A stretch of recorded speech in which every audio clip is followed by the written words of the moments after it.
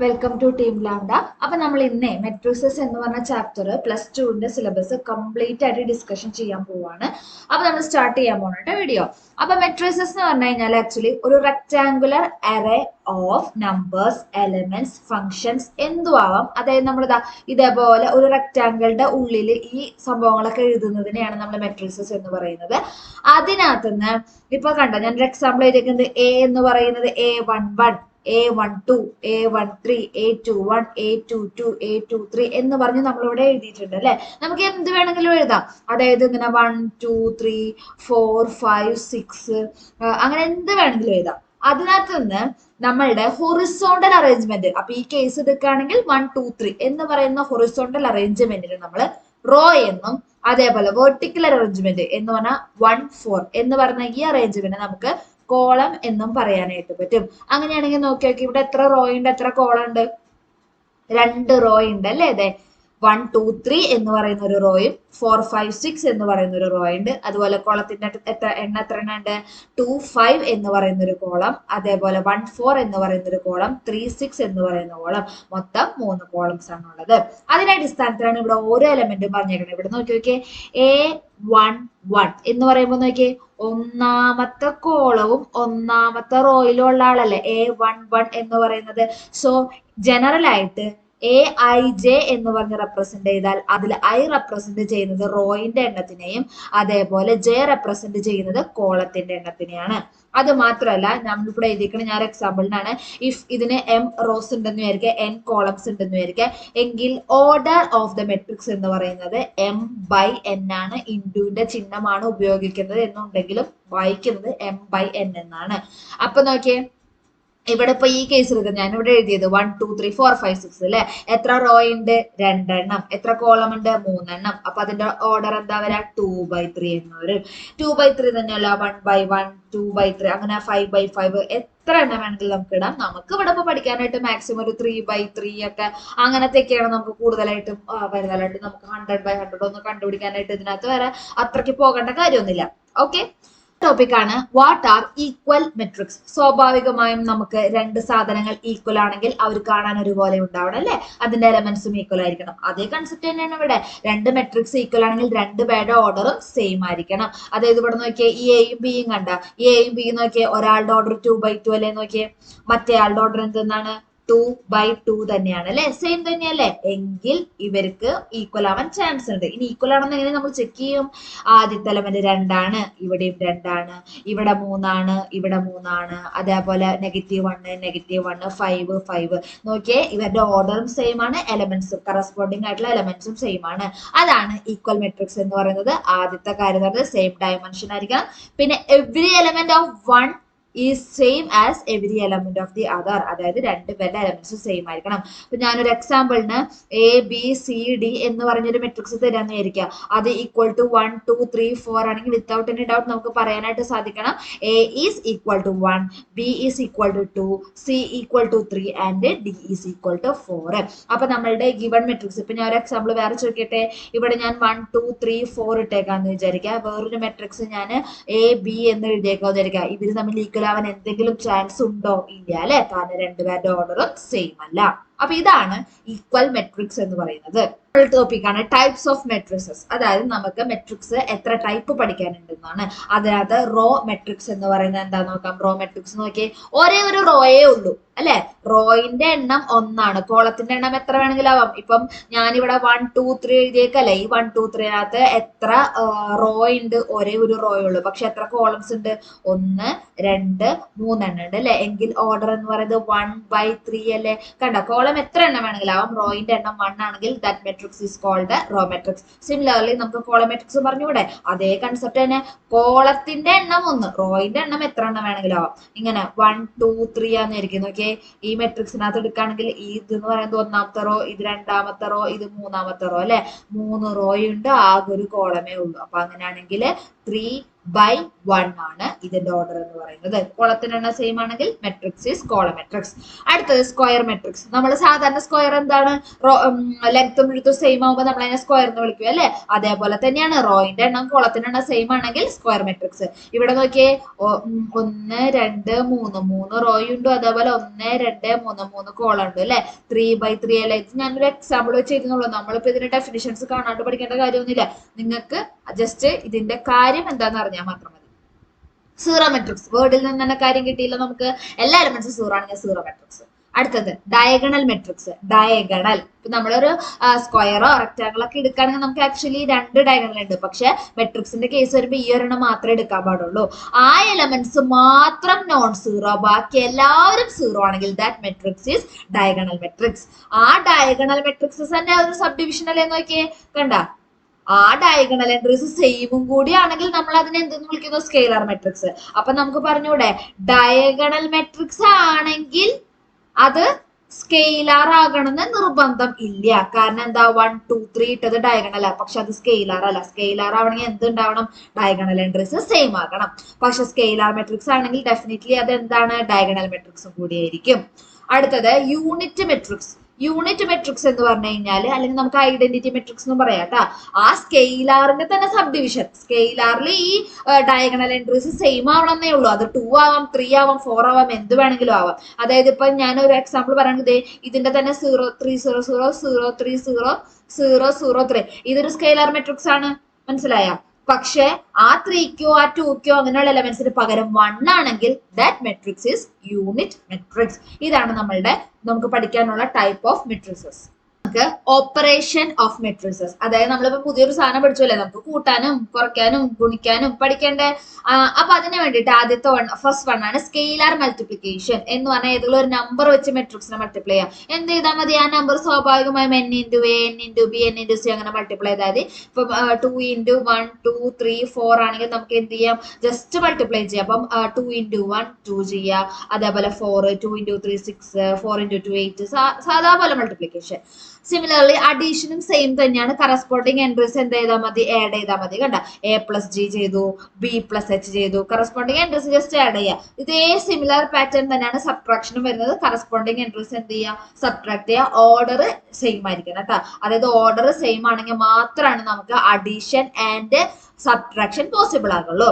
Matrix multiplication ആണ് ഇത്തിരി different ആയിട്ടുള്ളത്. അത് ആദ്യം മെട്രിക്സ് മൾട്ടിപ്ലിക്കേഷൻ പോസിബിൾ ആണോ അല്ലയോ എന്ന് നമുക്ക് ആദ്യം ചെക്ക് ചെയ്യാൻ പറ്റണം.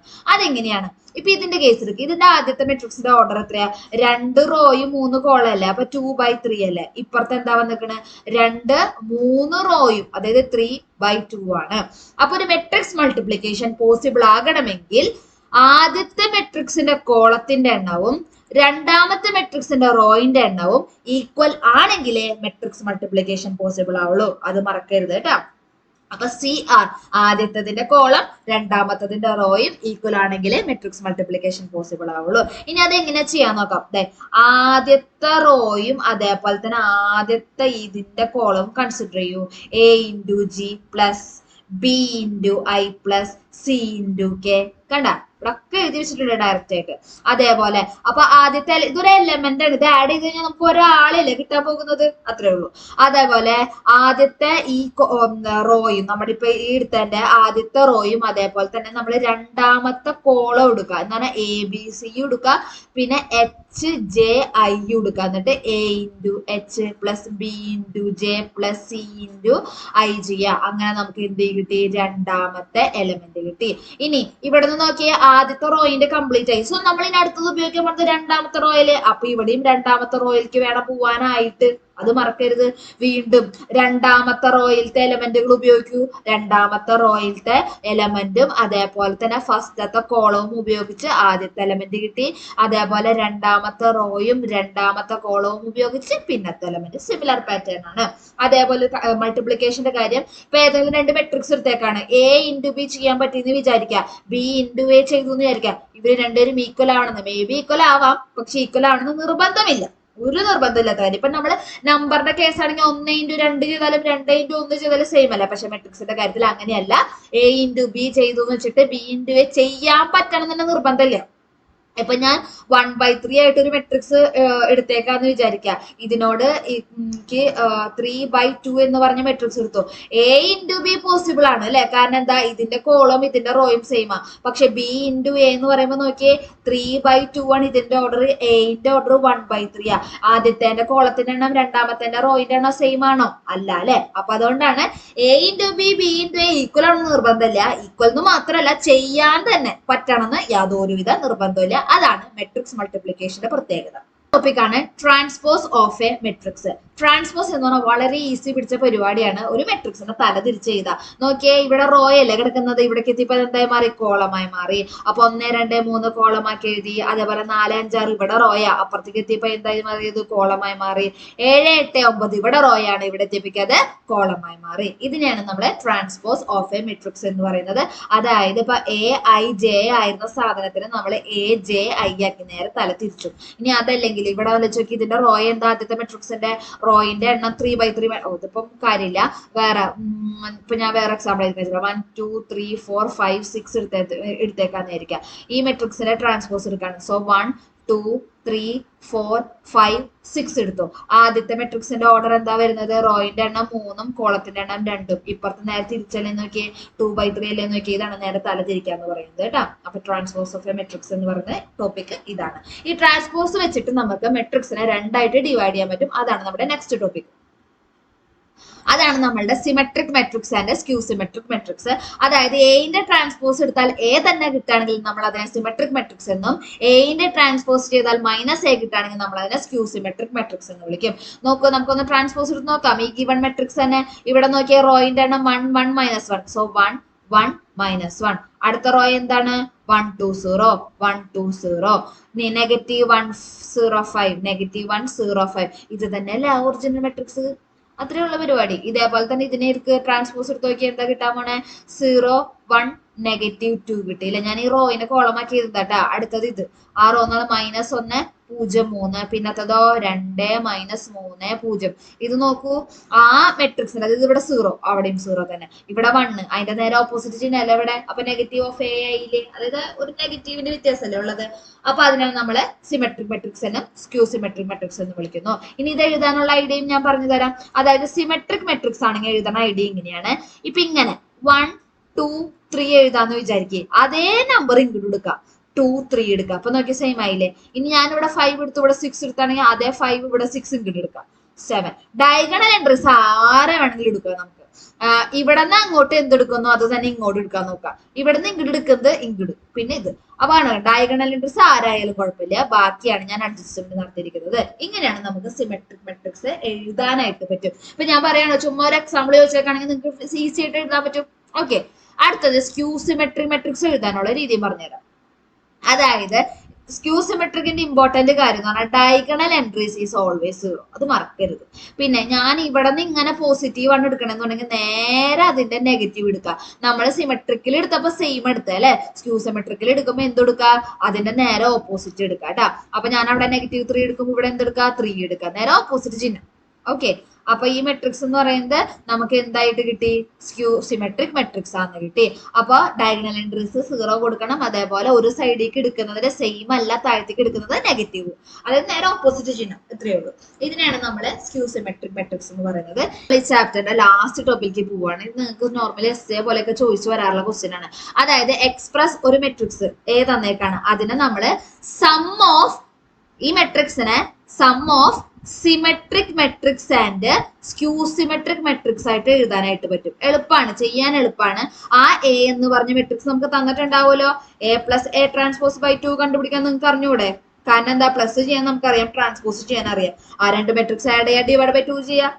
അതേപോലെ A - A ട്രാൻസ്പോസ് ഡിവൈഡ് / 2 ചെയ്യുക. അതില് A + A ട്രാൻസ്പോസ് / 2 എന്ന് പറയുന്നത് സിമെട്രിക്കും, A - A ട്രാൻസ്പോസ് ഡിവൈഡ് / 2 എന്ന് പറയുന്നത് സ്ക്യൂ സിമെട്രിക്കാ.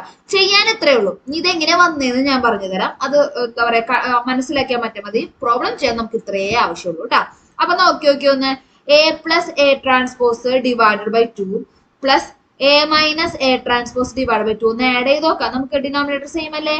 അപ്പൊ A + A transpose plus A - A transpose divide by 2 ചെയ്തൂടെ, എ ട്രാൻസ്പോസ് രണ്ടും ക്യാൻസൽ ചെയ്തൂടെ, എ പ്ലസ് എ എന്താ 2a അല്ലെ, 2a/2 എത്രയാ എ. അപ്പൊ നമുക്ക് ഇത് രണ്ടും ആഡ് ചെയ്താൽ എ കിട്ടുന്നുള്ള കാര്യം ഉറപ്പായി. ഇനി നമുക്ക് അറിയേണ്ടത് ആദ്യത്തെ ആള് സിമെട്രിക്കും രണ്ടാമത്തെ ആള് സ്ക്യൂ സിമെട്രിക് ആണെന്ന് കൺഫേം ചെയ്താൽ മതി. സ്വാഭാവികമായിട്ട് സിമെട്രിക് ആണെന്ന് കണ്ടുപിടിക്കുന്നത് എങ്ങനെയാണെന്ന് ഞാൻ പറഞ്ഞിട്ടുണ്ടായിരുന്നേ. ഒരു മെട്രിക്സ് സിമെട്രിക് ആവണമെങ്കിൽ അതിന്റെ ട്രാൻസ്പോസ് എന്ന് പറഞ്ഞാൽ ഇപ്പൊ ഈ സാധനത്തിന് ഞാൻ ഫുൾ ആയിട്ട് ബി എന്ന് വിളിക്കുകയാണെങ്കിൽ അതിന്റെ ട്രാൻസ്പോസ് ഈ സെയിം സാധനം തന്നെ കിട്ടണം. ശരിയല്ലേ?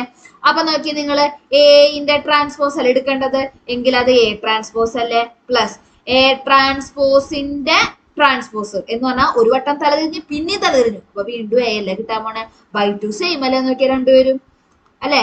A plus A transpose by 2 തന്നെയല്ലേ കിട്ടിയേക്കണേ, എങ്കിൽ ഈ ഫസ്റ്റ് മെട്രിക്സ് നമുക്ക് സിമെട്രിക് ആണെന്നുള്ളത് പ്രൂഫ് ആയിട്ടുണ്ട്.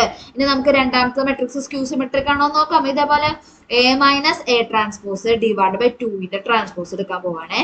ദിസ് ഈസ് ഈക്വൽ ടു എന്റെ ട്രാൻസ്പോസ് നേരത്തെ എടുത്ത പോലെ തന്നെ എ ട്രാൻസ്പോസ് മൈനസ് എ ട്രാൻസ്പോസിന്റെ ട്രാൻസ്പോസ് അതെന്താ എ ഡിവൈഡ് ബൈ 2. ഇത് സെയിം അല്ല, പക്ഷെ ഞാൻ ഒരു കാര്യം ചോദിക്കട്ടെ, ഇതിന് ഞാൻ ഒരു നെഗറ്റീവ് പുറത്തേക്ക് എടുത്തോട്ടെ. അപ്പൊ എന്താ കിട്ടുക, A minus A transpose divide by 2 എന്ന് കിട്ടിയില്ലേ നമുക്ക്. നോക്കിയേ, ഇതിനെ ഞാൻ ബി എന്ന് വിളിക്കുകയാണെങ്കിൽ ബിന്റെ ട്രാൻസ്പോസ് മൈനസ് ഓഫ് ബി എന്നല്ലേ കിട്ടിയേക്കണേ. That means second matrix skew symmetric ആണെന്ന് കൺഫേം ആയേ. അപ്പൊ ഇത്രയും ഭാഗങ്ങളാണ് നമുക്ക് മെട്രിക്സ് എന്ന് പറയുന്ന ഫസ്റ്റ് ചാപ്റ്ററിന്റെ കംപ്ലീറ്റ് ടോപ്പിക്. ഇത്രയേ ഉള്ളൂ, വളരെ ഈസിയാണ്. ഇനി നമുക്ക് ഇതിന്റെ പ്രോബ്ലം സെഷൻ ആയിരിക്കും ഉണ്ടാവുക. അപ്പൊ എന്തെങ്കിലും ഫീഡ്ബാക്ക് ഉണ്ടെങ്കിൽ എല്ലാവരും കമന്റ് ചെയ്യാം. Okay, bye, thank you all.